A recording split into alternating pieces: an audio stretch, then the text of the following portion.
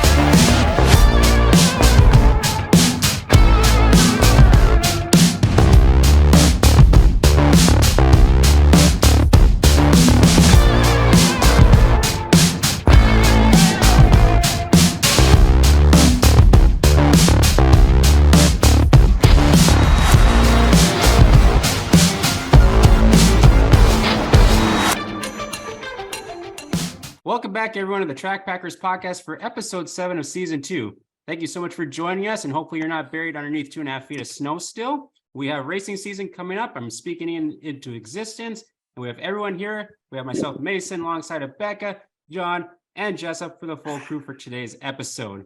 We are presented by Hitch Harness in 2023. We want to thank Tyler Hall and his company with Clear Rock Industries.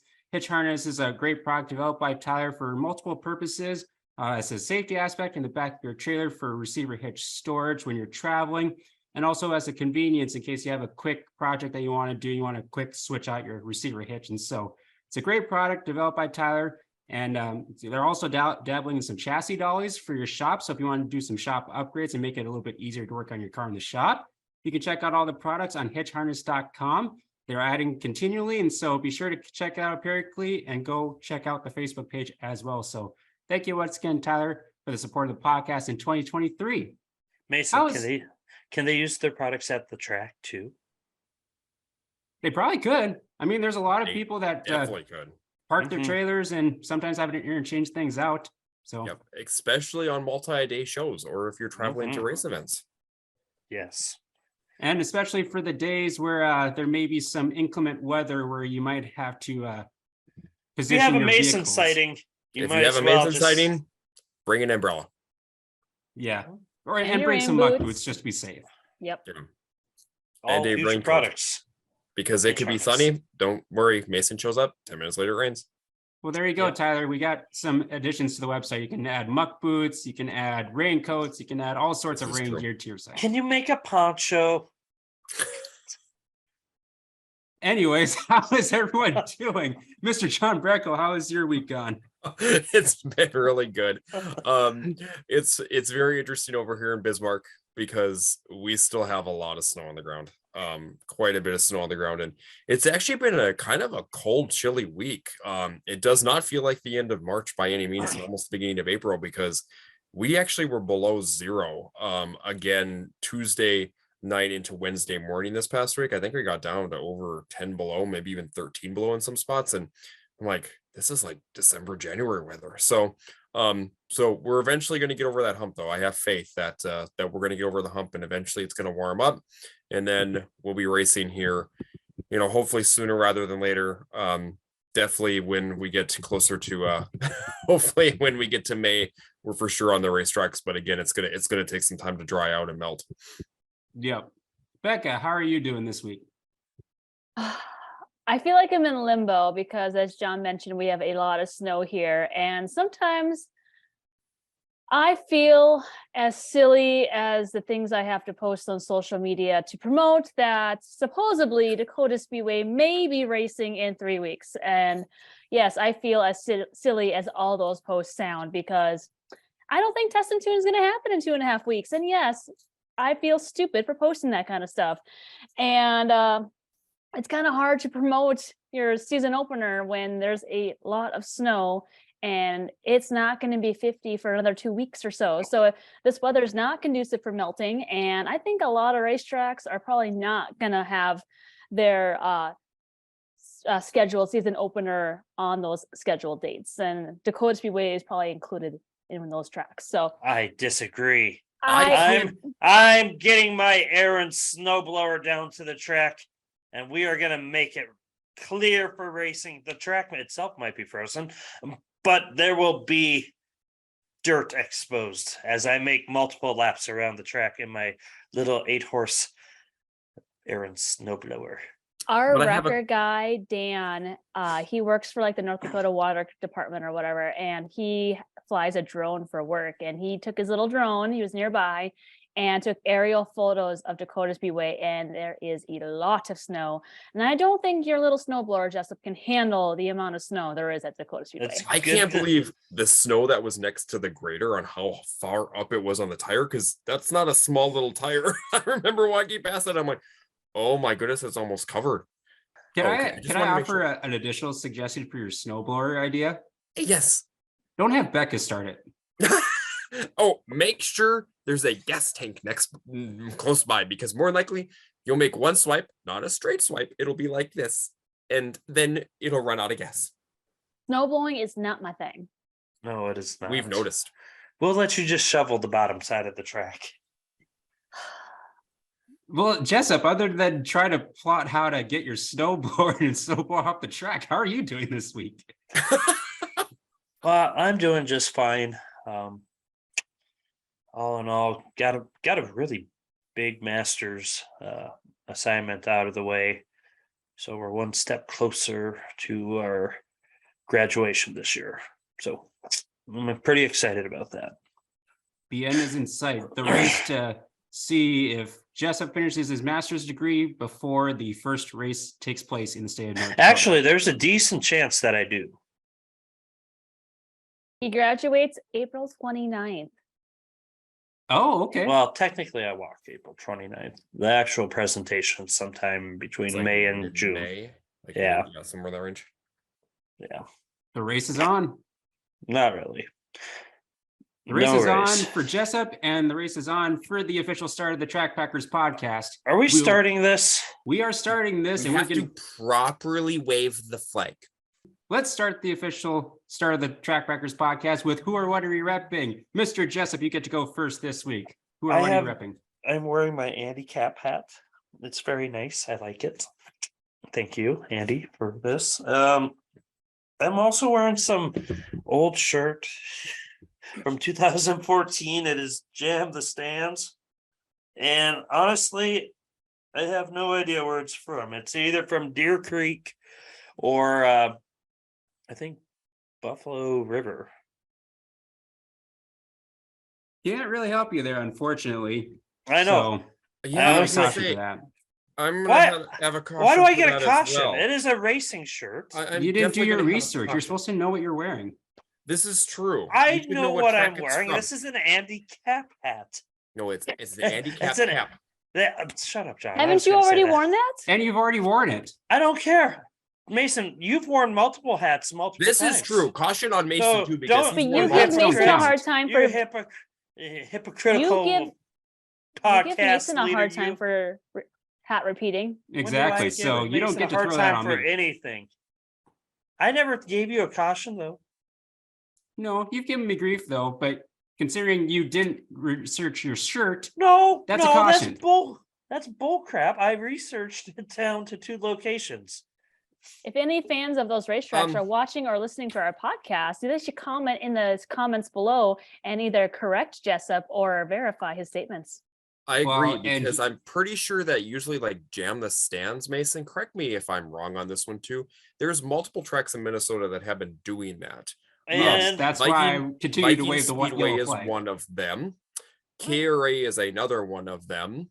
Fiesta City Speedway has been doing that for many, many, many years. And I actually think that might be a Fiesta Is City it? Speedway shirt. Tracks that Unfortunately, have this is a for very Jessup. large marketing budget. Now we He's not even can't see the watching. back of the shirt. Oh my goodness, Mason, this is wonderful.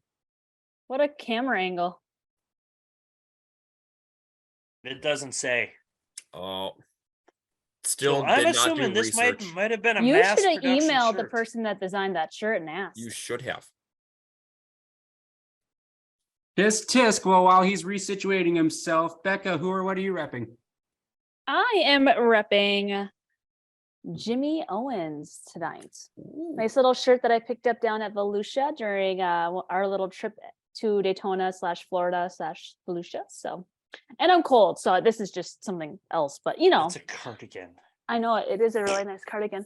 So yeah, just a Taylor really nice. Swift would approve. Ooh, I actually like the color Cardigan. scheme on that one too. That's kind of, it pops.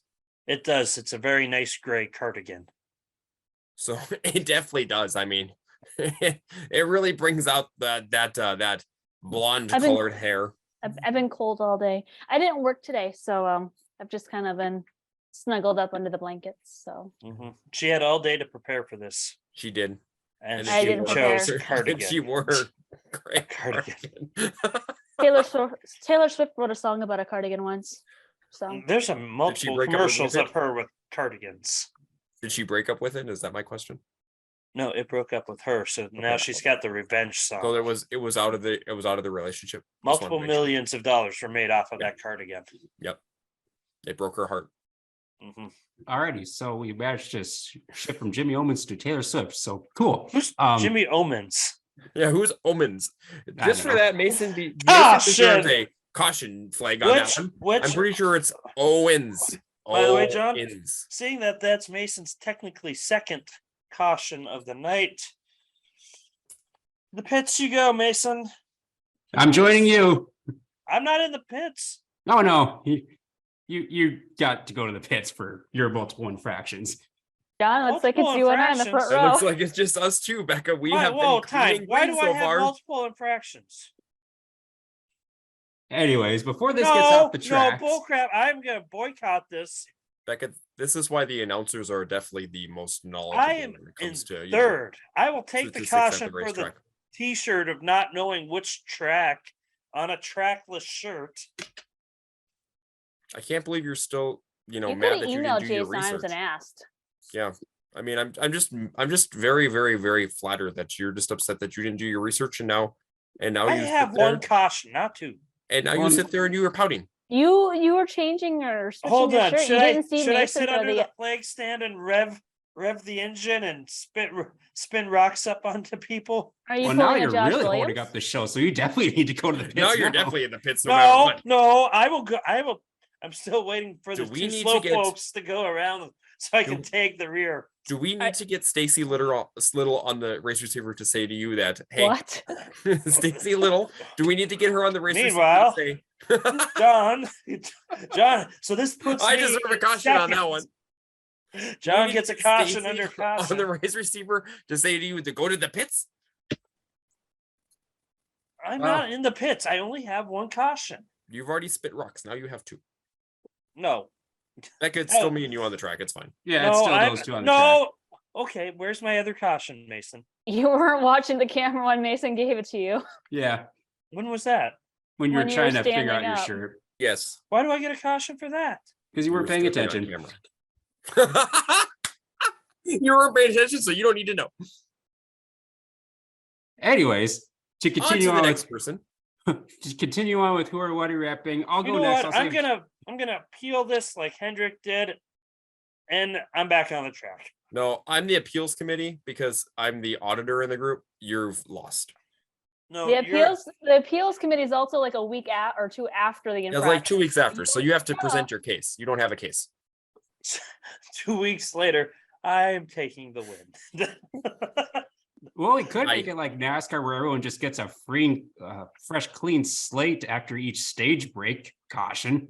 You know, I'm This is gonna go. I'm gonna go on my podcast and say that I intentionally took out Mason. Okay, Denny Hamlin. Well, to continue on with who or what are you rapping, I'll go next. I'll save John for last today. Got Because one of he's these in shirts. last. I got one of these shirts a couple weeks ago. I got a Leighton Strong t-shirt. We Ooh. mentioned Cody's daughter Leighton was going through some health struggles, which we received some great news a couple weeks ago that she got discharged from the hospital. That was on March 17th. So some great news to hear that they're back home and they're going to be, Leighton's going to be experiencing some further care over the next few weeks and few months, but ultimately good news that things seem to be on the up and up. And so happy to rep one of these shirts. I know the Lees like to watch and listen to the podcast throughout the summers, so continuing to support you guys and hope to see you guys out at the racetrack at some point this summer. John, what are you repping? Well, first of all, I am repping a great invisible cap here to cover my head. It was getting quite cold here in Bismarck. And second of all, I am thinking of warmer weather. So I am repping a 33rd annual Dakota Classic Modified Tour shirt, which will be coming up here for the 34th annual this year. And that'll be starting here in July. July 8th will actually be the first night of that over in Jamestown. Then it'll be going to Minot. It is returning back north to Estevan. Then Williston, Dickinson, and Championship Night will be back down in Mandan. So once again, I'm thinking of warmer weather here. So hopefully my vibe from July will get us back into racing season sooner rather than later. I agree. I forgot my can koozie by Chris Ritter. The Thanks, critter. Chris. Hey, Chris Ritter koozie. He was handing them out one night. He was. I have one too. Dang. Missed out on that, apparently. Mason, you need to get into the pits more. Yeah, if You're you just right. if you were just more social, people would know you, Mason. I mean, it's just like Dakota Speedway. We are social. We are Dakota Speedway, and we are social. Dakota Speedway is social. Find us on Facebook, Twitter, and Instagram. Ooh. Still the best ad Ooh. that's ever been made for Dakota Speedway. Also, I started a drivers only page on Facebook. So if you are a driver who races there weekly, or a pit crew member too, or races there a handful of times out of the year, or even just once a year, but want to know more driver focused news and updates and whatnot, hit me up on Facebook and I'll get you in that Facebook group, because we have a different marketing group taking over the Dakota Speedway Facebook page. So I don't necessarily run that page anymore, but if you want a more driver focused news, you can join the Dakota Speedway drivers group on Facebook. Yeah, I think that's a cool avenue to get information directly out to the drivers and make sure they stay in the know on what's going on too, especially this time of year when we don't know exactly when things are going to occur. Well, Mason, I believe our racing is going to occur on mainly Friday nights. Usually around Maybe a 7. Thursday, maybe a couple Saturdays, but mainly Fridays this year. I think we're going to be Fridays. Good to know. I appreciate that. In 2023, sometime. Yes, sometime on possibly a Friday in 2024 in 2023. the future too. This John, is where true. could fans find where all tracks that are racing on a Friday are Oh racing? my goodness. This is a perfect segue. Becca, I thank you so much. You can go to Dakota Dirt. Again, Dakota Dirt. It Not is the spelling of one Dakota Speedway, but North Dakota. stop shop for everything North Dakota racing news, results, weather forecasts, information, great articles. Again, check them out at dakotadirt.org. They are also social on social media platforms. There is other platforms out there. It's okay. They can stay. But you need to check out Dakota Dirt. And they are social on the social media platforms out there. Again, they're your one-stop shop. So just go to Dakota Dirt.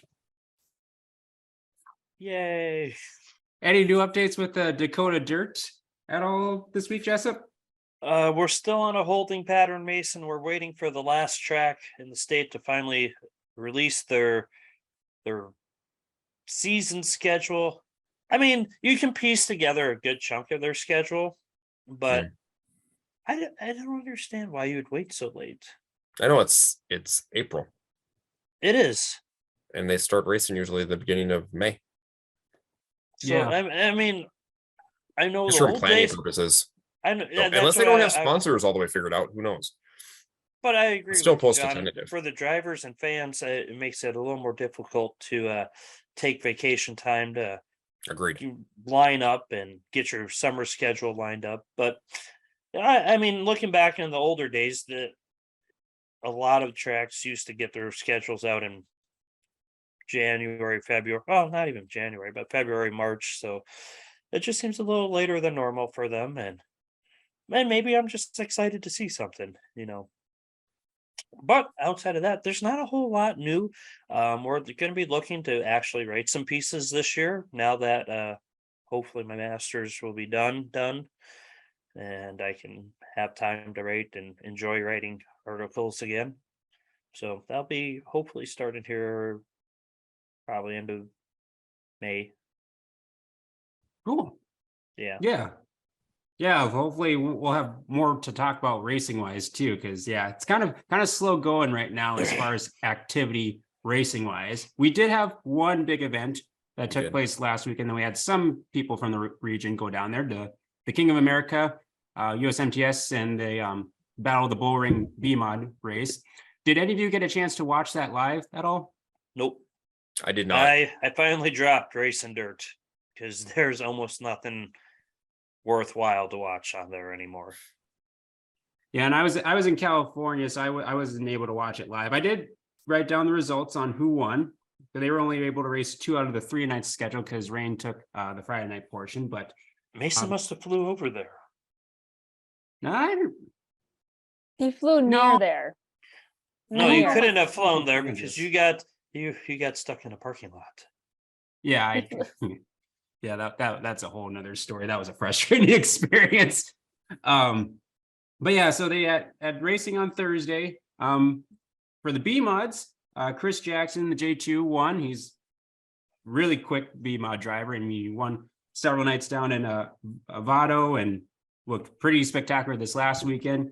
Some of the locals that kind of went down from the region include Zach Benson, Adam Brotherton, and Lucas Rodin, who made it to the main feature, finishing in 9th, 16th, and 18th respectively. I know Lucas had a really fast car this last weekend, but just had really terrible luck in pretty much any race that he participated in, and so didn't have the best showing in trying to defend his King of America, but he still had some pretty good speed overall.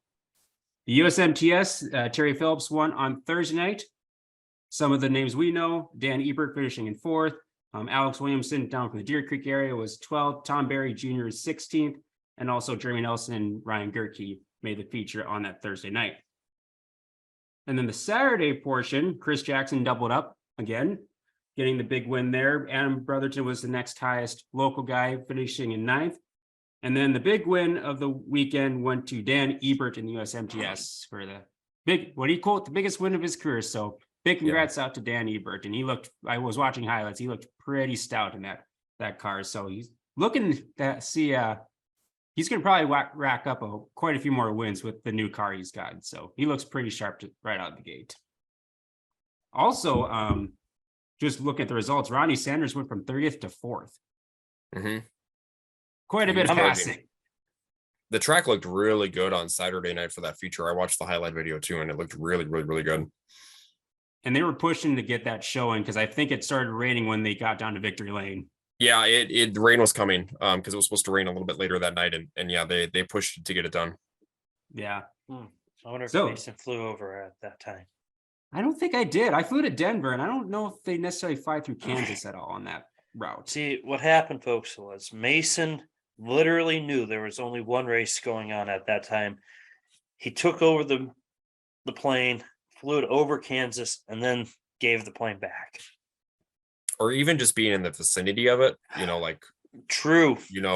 even a couple 100 miles, maybe. I mean, it was something that allowed it to rain. Mason messed up the jet stream, causing it to rain. Let's This say, is do you have true. like a 400-mile radius on the jet stream that it affects tracks racing? Well, it is true. I mean, we have seen it happen before. Well, currently Eastern North Dakota is shut down at the moment because Mason is back. in North Yeah! Dakota, I was just gonna say, so- How It about is shut that? down right now. The interstate is completely closed. This next week when we get our, hopefully, knock on wood, last snowstorm of the year, all 10 um, inches. it's supposed to be worse over in the east again, in that area. So I mean, it's the season of Mason. He just keeps on giving. It's one of those like Energizer buddies. It just keeps going and going and going. Which I is just- funny because there's been no snow that's fallen in the city of Fargo. It's so funny. Like the road closure sign is right outside my apartment. Like it's so clear in town. It's ridiculous. I don't get it. It's okay, buddy. It's okay. It's all you. Those ground okay. blizzards just come and go from Mason. Thank you for making tracks in the Midwest tacky again. I'm gonna Yes. say, yep, tacky tracks matter. Soon to be on a future TPP shirt whenever we start selling merchandise. Anyways, what we want to talk about a little bit tonight is kind of a discussion of race nights and kind of how the dynamic of a certain race night plays in the certain community that you may live in. So a lot of us on the podcast, Home Track Dakota Speedway races on Friday nights. I kind of jump all over the place to various tracks Thursday through Sunday night, and each night and each community has a different dynamic and a different atmosphere. And so I kind of want to discuss some of the pros and cons of like, you know, what you have to deal with a race night, what all you may have to deal with to kind of schedule with other things going on in town. So for the Bismarck crowd, since you guys race on Friday nights, it seems like an ideal race night. Ideally, you want to do like a Friday and Saturday, I'd say is the most popular night because most people don't work the next morning. But what kind of challenges do you guys face on a Friday night in the Bismarck-Mandan area? Well, I think several, honestly. Yeah. Justin, you can go ahead first if you want to. well, one thing that I guess I have a couple other tracks around the area face this issue too, but Friday nights are tough because they're ideal because it's the beginning of the weekend, but it's also tough because people are getting off work and by the time they get home, they got a quick turnaround or just go straight to the track. And that's a little challenging for people. But the other issue I see for us is being that we're two like small cities right next to each other, there's a lot going on. And it's tough to like get people to come to the track from time to time or just in general every week because there's so many options for them to choose from and go and experience. And Yeah, that's that definitely totally the makes case sense. with bigger cities. I Mhm. feel like a lot of the bigger cities, especially like the metros areas, there's so many different activities throughout the weekends slash maybe like Fridays, maybe even Saturdays or somewhere in that range to where there's a lot of different options to head to and go to as well. And then just in the summer months in general, it does get difficult because especially nowadays we see it more than maybe what we did, 10, 15, maybe even 20 years ago, to where a lot of people want to get away for the weekends. So they get away for the weekends. And when they get away, they usually leave Fridays. They'll typically leave after work on Fridays, or they might take a half a day on Friday and take off and go. And if they leave and go away, typically they're away all weekend. I think back in the day, a lot of people would have their regular spots. I've seen it a bunch, would have their regular spots to where maybe they would go away and spend the weekend there, but they would still do an activity. There's not a lot of that anymore, unfortunately. When they go away, they truly like get away and get unplugged. And some of that is probably just, the work-life balance. Also with, I think even with technology, it makes it a little bit easier per se, because back in the day, if you weren't at the track, you wouldn't actually see the results until potentially later on that night, or potentially even like the next day, or even maybe the next week when you get maybe an all the dirt issue, or you get the newspaper or something else from there too. So if you weren't there, you wouldn't see it, to where now you can kind of follow those results directly on your phone and see who's there, who's not there, and track it from that piece as well, or watch the broadcast streaming service. So there's a little bit of a different dynamic, obviously, from nowadays compared to what it was maybe 10, 15, 20 years ago, from that piece. So that makes it a little bit different. I remember there's been times that, and I'm gonna use myself as an example, I would watch the the racing events highlights nowadays from home, or maybe weather's iffy, or maybe I'm just not quite feeling going to the racetrack that night, which isn't very often, but not quite feeling it to go, and would just stay home during that period of time, to where then back in the day, if I missed it, I'd be like, oh great. So I'd be on the computer that night trying to check to see if there was results, if there was anything up, because back then it was SpeedNet, when I was a lot younger. And sometimes I would take the next day to post, or would post late at night, or somewhere else in there too, because it was never truly live until they went with basically the app to get it to that point for lineups and everything else, which I think was right around maybe that 2012 2013 timeframe, somewhere within there too, is when SpeedNet started becoming more of a thing. But yeah, no, it was from your phone and in your app perspective, but it's interesting on the different dynamics, because I used to actually watch the All the Dirt, or watch the websites really closely to try to see, okay, what are the results if I was not able to make it to the track that night. Yes. Yeah, Becca, did you have anything to add to that? Yeah, that's it's just really hard, just because Bismarck Mandan is such a busy, bustling community. There's dozens of things going on any day of the week. So Fridays are probably the pinnacle of the week, where there's probably just the most things going on at any given time of the day. Not only are there just tons of activities and things to go to in Bismarck Mandan, there's also the recreational things. Like we have the river, which is a huge hit in the summer. So on like those perfectly like 85 or 90-degree days, it's really hard to get fans to come to the racetrack, because most people want to be out on the river or on the pontoon or out fishing or out at camping and all those sorts of things. So it's sometimes it can be a really hard draw to get the fans to the track. Also, kind of what Jessup alluded to, sometimes it's hard to get the volunteers to the track, because we open the pit gates right away at 5. Well, most people get off at 5 o'clock from their jobs. So it's really hard to get the volunteers and drivers too. We get a lot of drivers who say, hey, I just left Minot. Hey, I just left Jamestown. I'll be there right at 7, or I'll be there shortly after 7. So it's really hard to get the fans and the volunteers and even the drivers there in a timely manner, just because it is the end of the work week and the beginning of the weekend, which is a great time to have a race, but at the same time, it does definitely have its challenges. Yeah, that's very well said. Yeah, it's interesting because like I said at the beginning, you think that like Friday night would be that ideal race night to kind of get on the front end of that weekend.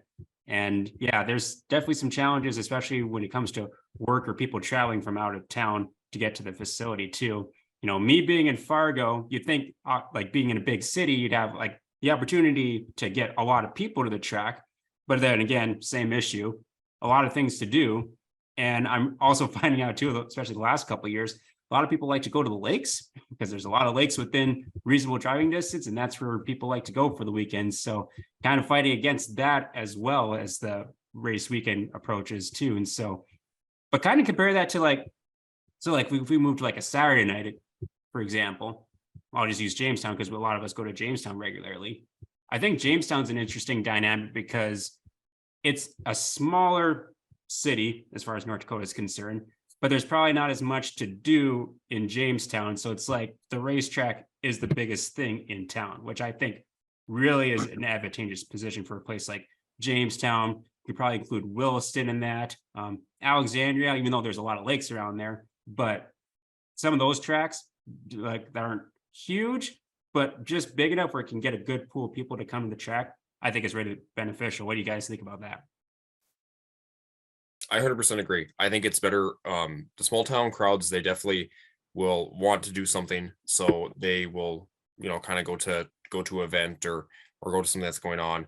And a lot of those people do. They've grown up with it. They went to it as young kids, and then they got their kids involved, and either they know somebody in town that races because it's such a small knit community that they definitely do go to the track maybe a little bit easier than maybe a bigger town per se. And also, I think it depends on kind of how you market it to your community a little bit too. I feel like, especially, and you're using Jamestown as an example. A lot of people in Jamestown know the track, and they kind of know where it's at, and they know, obviously the night that it races and everything else in the summertime, and that's something that I think has kind of been known in the town since maybe the early 90s, maybe even back in the late 80s. When it started really booming was right around that time frame too. To where, a lot of people in Bismarck Mandan, sometimes just with the size of the community, they might not even know what Dakota Speedway is or where Dakota Speedway is even located at, just because of that piece too. So that might be, a different dynamic. Same thing with Fargo. Some people might not even know that the Red River Valley Speedway is in West Fargo, directly from that piece. So that makes a huge difference. Also, I think from the small town versus maybe larger town, demographic, and even the night that it's on, I think that makes a huge difference too. A lot of times, maybe if people get away for the weekend, they might be looking for something to do maybe that Saturday night compared to maybe the Friday night when they just want to get there. So that's something to think about as well. Jamestown has an advantage just because it has a long-standing history with its community, but it's also located just like a stone's throw away from the reservoir, which is a huge camping spot in Jamestown. So even with those people who want to get away from the hustle and the bustle of the city, which it's kind of funny, the reservoir is right outside town. It's still a huge hit for camping. So even those people that come camping at the reservoir, they might be there Thursday, Friday, Saturday, Sunday. They might want to break from the camping so they go to the races, so Jamestown is a big city in North Dakota that has that small town feel, and it ties to the fact that the racetrack has been involved within the community for such a long time. So Jamestown, it works out great. Other tracks that race on Saturdays, I don't know if I can say the same about them, especially in North Dakota, but Jamestown is a great track for racing on Saturday nights, and they have just done a really good job over the years for many decades to get fans to the track. Yeah, Jessup, anything to add to that? No, they basically covered a lot of good points. I mean, yeah.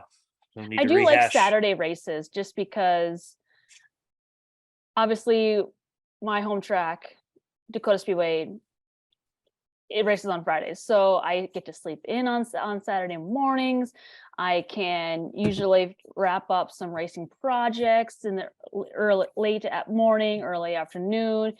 I can usually do some cleaning and whatever little weekend projects I have going on. I can usually do them late Saturday morning, early afternoon, before it's 2 or 3, maybe even 4 in the afternoon, before I can casually just go to the next race, whether that's Jamestown, whether that's Dickinson, whether that's another track, So I love Saturday racing for the fact that I can still do a lot of things over the course of the day before I have to get in the car and go to the next track.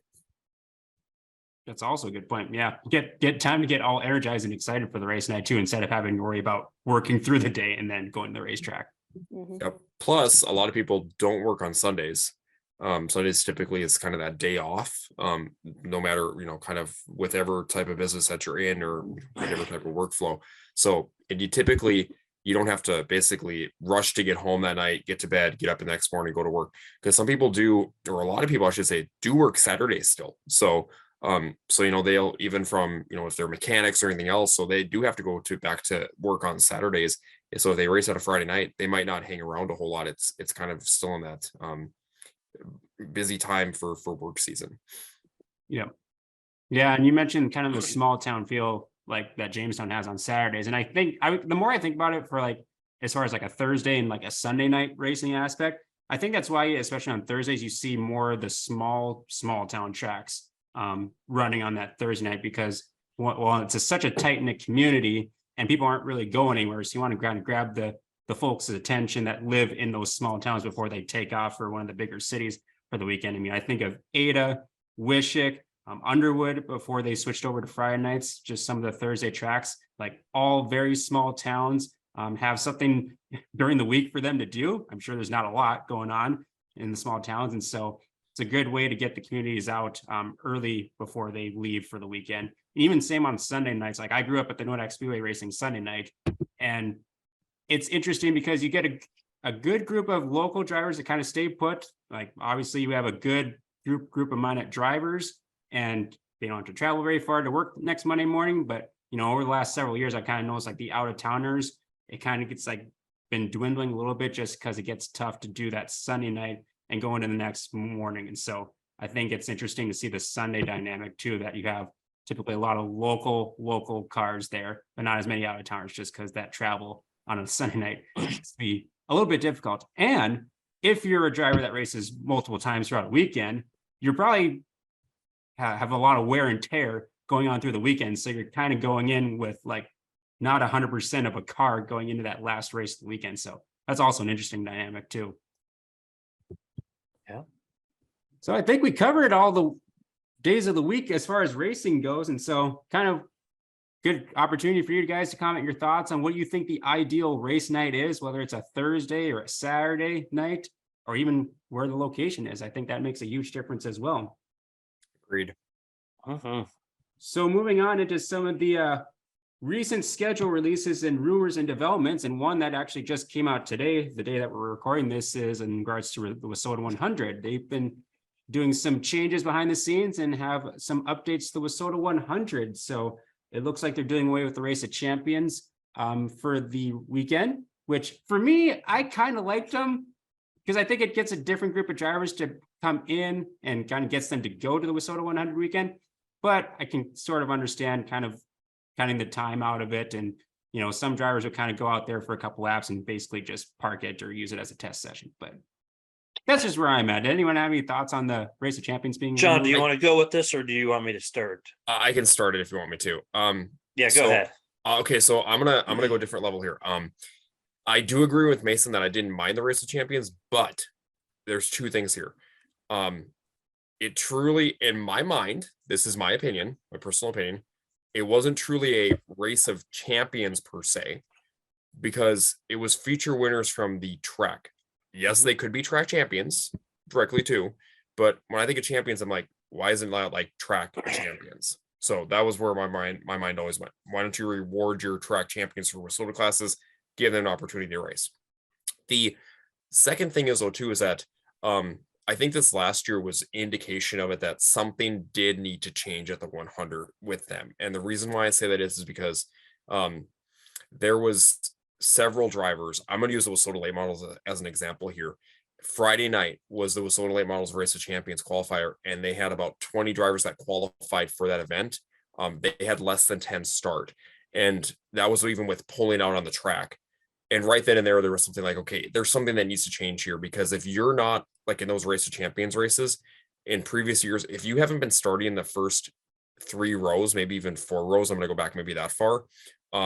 It was kind of pointless even to run other than maybe a couple laps, because why wreck your car before you hit the 100th the next day? Like if you're in the feature already, why wreck your car? That's one piece that a lot of the drivers used.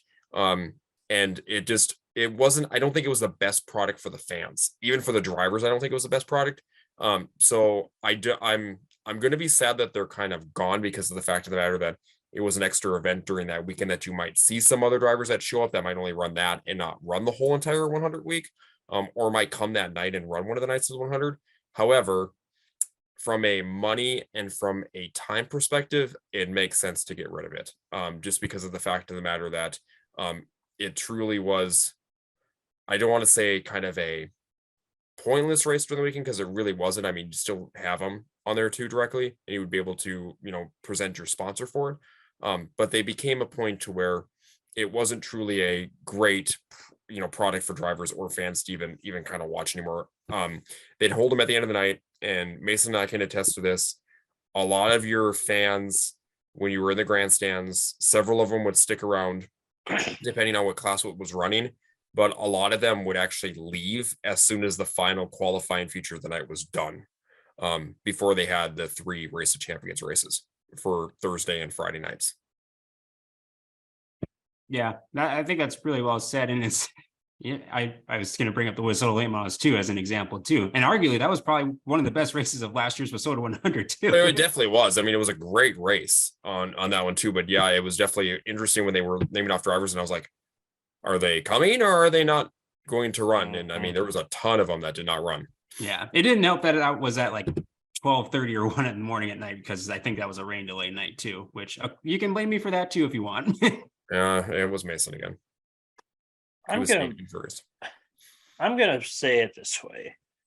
Tuesday night, you had Hornets and Pure Stocks, and you're only getting about 1 heat to 2 heats for each of them, and that's a stretch.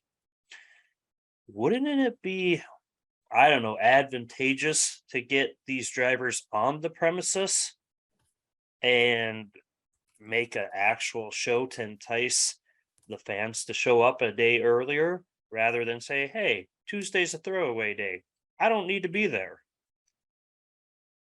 And you could have, say, all the track champions have a draw heat race to actually set up a Race of Champions feature for each class. Yeah, I'm just saying it would go pretty quick. And I just saw another person online, another WISSOTA modified driver, complaining about not having a draw redraw. There you go. All the track champions, if you want your draw redraw night, have the first night, instead of being a practice night, have it actually be a night to entice the fans to show up earlier. Have those drivers be represented a night earlier, rather than say, oh, we're gonna just shove you all at 12 o'clock at night or at the very end of one night of racing and everyone's gone.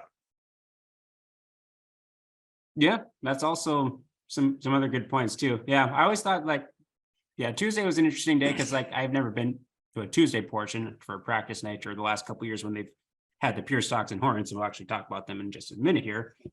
But yeah, it'd be kind of seem like a good night to kind of utilize that Race of Champions night, so that way they kind of get their full like time in the limelight too. Well, it actually gives the sponsorship, recognition rather than, oh, yeah, now it's 12 o'clock. You guys hurry up, get on the track and go. Yeah. Yep. So that totally makes sense. And then one of the other big parts of the announcement with the WISSOTA 100 change is that we mentioned that the pure stocks and horns would typically race on that Tuesday night, and then the mod fours would come in on that Friday night portion and Saturday. Well, now those three classes are going to be having basically a separate, it's called the AFCO MPH. I'm just going to assume it's miles per hour invitational or MPH, whatever.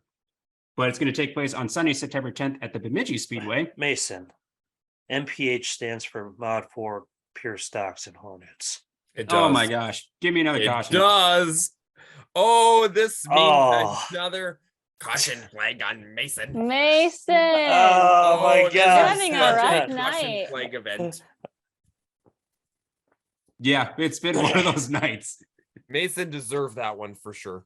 Wow. I did not put that and together. He did not read into that at all. And honestly, just for that, Jessup, you are allowed back on the track for that. Yeah! that was something that was something you definitely deserve to be back on the track. Since when are we going back on the rules? When it's 2 and done, they're So, done. Well, there has been several events that they have gone back on the rules at certain Yeah, there times. actually has been.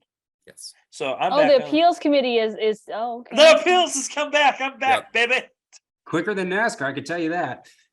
Anyways, so those three classes are going to be having their separate race Sunday, September 10th at the Bemidji Speedway, which I think is a good location for those classes. Mod 4s, Pure Stocks, and Hornets are all regular classes at Bemidji, so they have a good group of local drivers there. So that's a good pool to start from. And it's on a weekend, which is more, I'd say, beneficial for drivers because usually it's a younger crowd of drivers. So they probably don't have school to worry about on a Tuesday because school's already going to be in session. So what do you guys think of that?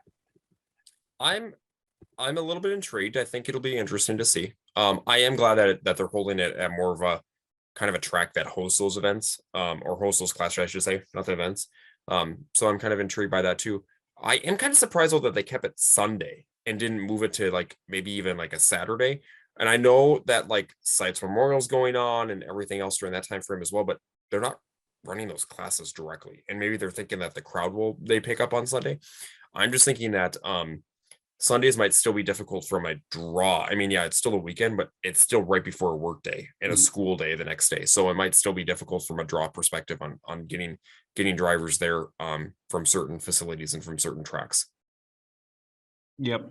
And I'm kind of at the point where it's like, if they're changing some stuff up, they'll kind of take probably this year, maybe next year, tweak at it, see what works, what doesn't. I think a lot of these changes, I'm sure there are going to be some more changes in the next couple of years as things progress.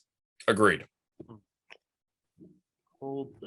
Just give me 1 second here. I'm double checking something.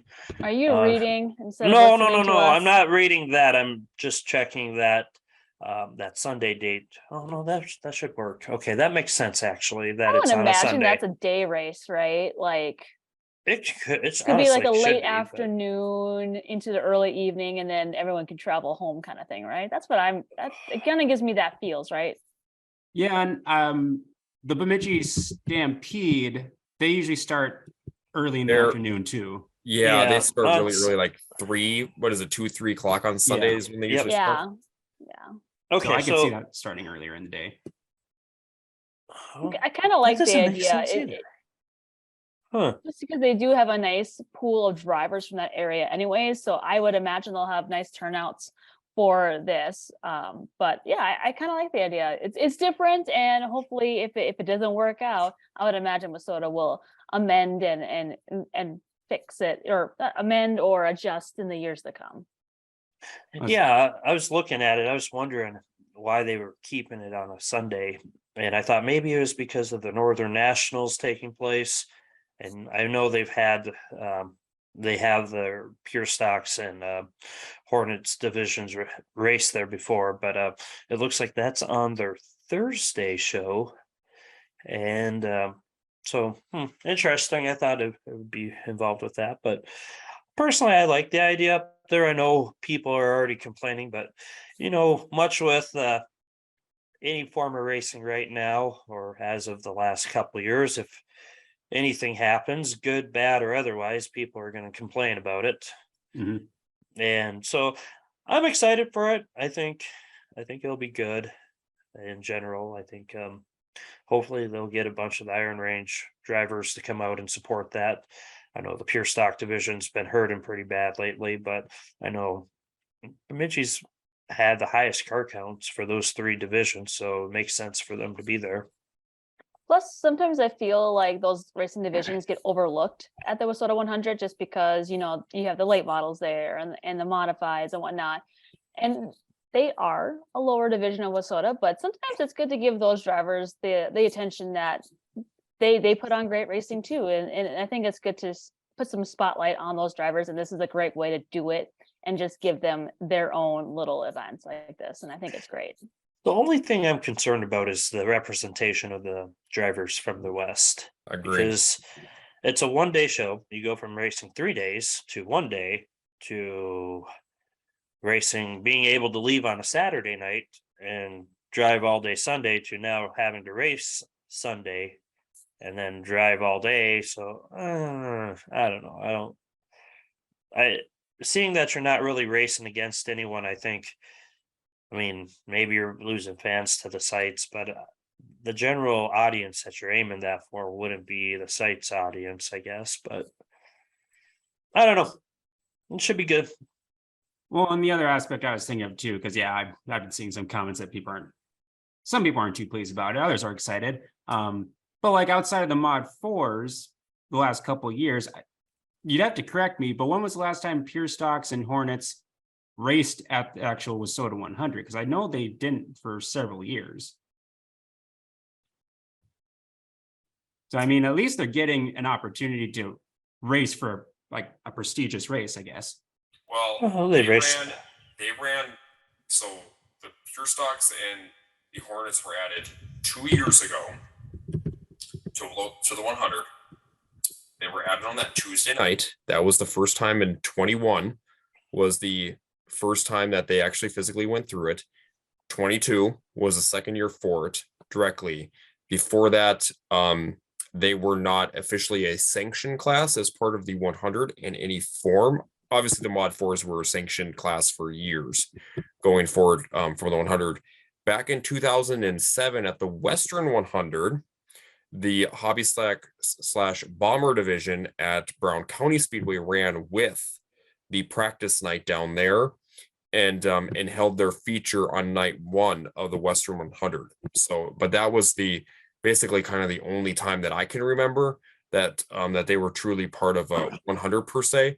But back then they weren't any type of sanctioned class. It was more of a kind of a support class for practice night, and then also another support class for when they ran their features as well on there. So that's where that is. But yeah, in 21 was the first year that they truly became part of the 100 per se from a sanctioning perspective. Okay, good information. I did not know that. From the WISSOTA 100 per se. Now Legendary is different, but obviously WISSOTA 100 was that's the way that that format had worked. Gotcha. Cool. So we'll see how that progresses throughout the summer and what news comes out of there. Obviously, it's still a ways away, and racing itself is still a ways away. So got some stuff to look forward to throughout the summer. Just to give you all some information about some of the recent schedule releases, Granite City, Greenbush, and Miller released their schedules in the last couple weeks. So head over to their Facebook pages and check those out. They all have some really big events on their schedules. What were you going to say, Jessup? Yeah, Jessup. You totally skipped over the fact that the Challenge Series will crown their champion. Thank you. Thank you. Yes. Yes, the Challenge. Oh yeah, that's another caution on Mason. You know, it's evident that he is not on his game tonight. during Nope, this podcast. not at all. John, he missed the setup. He Take a definitely pit missed the side, setup Mason. tonight. Take I a mean, pit side. if you look at everything that was coming across from what it was from the Challenge Series, I think that's going to be a very interesting and intriguing finish to the Challenge Series event during the WISSOTA 100. What do you think about that, John? Do you or Mason or Becca? It's an intriguing time for them to like crown their champion, and it doesn't give like a lot of detail of how that night's going to go. So I'm going to say two things on here directly, because I think this goes to another point, and I'm going to bring up another point in here too that we can talk about a little bit. So I'm intrigued by it because it's something new and different. So I'm kind of intrigued to see how that's going to go, and you know, how many drivers are going to show up that support the series and then basically run the 100 that week. However, I'm going to bring it up here too, and I know we've had discussions on this either through a podcast, through a CNC, or something else in this one too. I think it would be really interesting to have the Challenge Series, the WISSOTA Street Stock Tour, the Rebel Midwest Mod Tour, and maybe even Moonshine Tour finish up that night. Maybe you have like a final race that night for those to crown your champion. I think that would be kind of a good addition to maybe the 100 week. And you know, you don't have to go all out on all those. Maybe it's like the 100. Maybe you have qualifying features set up immediately, kind of like when maybe the Legendary did last year. Do the qualifying features, set them up, and then have the drivers run a feature and then crown the champion. I mean, there's something in there to be said too. You could use a little bit of different format, but something to, you know, to kind of look at from there too, because I think that would be kind of a interesting spot to crown your champions and then move to the 100 during that same time frame. When does WISSOTA wrap up their national points? When is the mid-October? Mid-October, okay. Yep, the end of pretty much the mid-October timeframe. Yeah. I wonder if the vision is, because IMCA is kind of has their prelude to the Super Nationals that starts on the Saturday before, correct? Correct. Yep. Yep. It was basically this past year, it was 2 days. It was Saturday, Sunday. Yeah, so I wonder if it's going to get, it'd be cool to see if WISSOTA got to a point where it's kind of like a full week-long racing extravaganza, kind of like similar to IMCA, where you have racing starting like, let's just say Sunday and going all through until that Saturday night, you know. And I think that would definitely be a really cool opportunity for a lot of the major touring series of WISSOTA to crown champions during that week. I think that would be really cool to see. Yeah, because at Super Nationals, it used to be that the prelude was Saturday. So you used to have the prelude Saturday, you would have a practice day on Sunday, and then your hobby stocks and your sport mods would start it up on Labor Day Monday. That's how it used to be from a scheduling piece of it. Obviously, that's changed now because the prelude, I think, has become so big that with so many cars already there, that they've kind of used that in place of the practice nights to, you know, to get basically practice at the facility. So they still have, like, you know, Jessup alluded to it earlier, they still have hot lap sessions for, you know, mod drivers on Tuesdays and on, you know, basically before they start their qualifying nights on Wednesdays and Thursdays to get them kind of, you know, into that mold as well. Same thing with stock cars, so they can, you know, they can run those. So yeah, so that's still out there as part of the schedule throughout that week.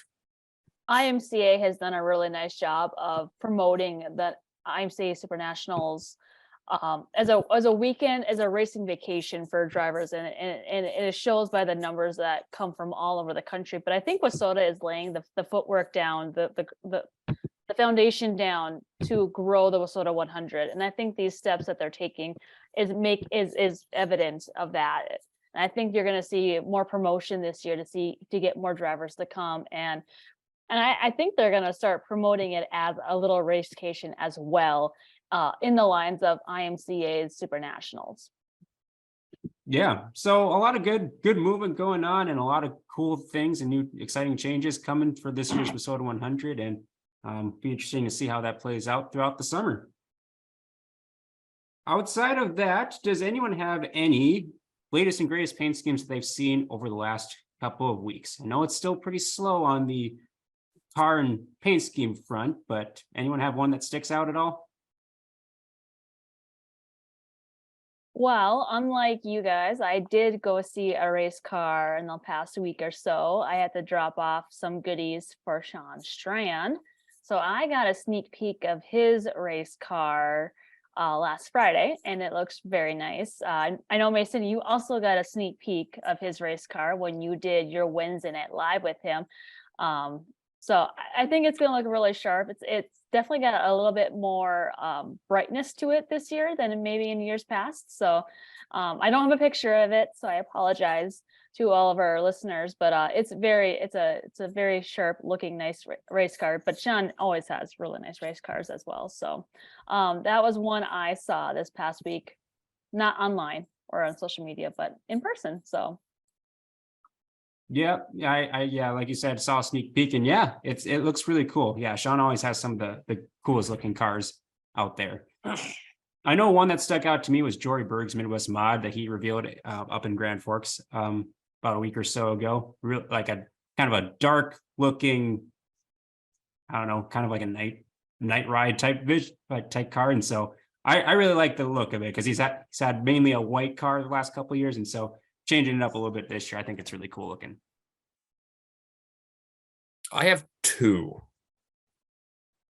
So that I saw on this area that I think are really, really, really nice. One of them we had seen a little bit of a preview on down at when they had the Wild West shootout, but Dustin Strand released his mod paint scheme a little bit here on a brand new chassis, and it looks really sharp. When the sun hit that, I really like the gray kind of underlines in there as well, with the black and with his normal, purple and orange scheme. I think it'll look really cool this year. And I wonder if he's going to use the same scheme on his late model, because that might be really sharp on the late model as well.